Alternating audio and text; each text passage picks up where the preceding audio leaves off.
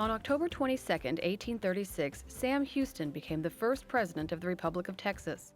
Known as an advocate for Native rights during his political career, Houston had a unique relationship with Native Americans, specifically Cherokees. As a teenager in Tennessee, Houston ran away from home and was drawn to a settlement of Cherokees on an island in the Hiawassee River, where he lived for several years.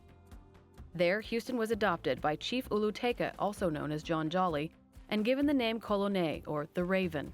Houston, depicted here in formal Cherokee attire, adopted the tribe's ways and became fluent in the Cherokee language.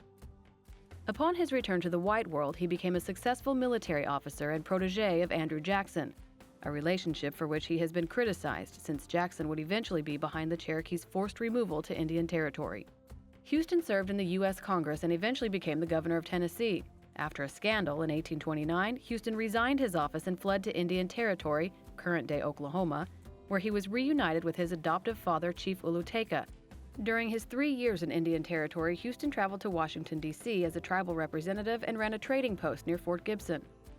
On October 21, 1829, General Houston was formally adopted by the Western Cherokee, or Old Settlers as they're now called, and as this document states, he was granted all the rights, privileges, and immunities of Native Cherokees.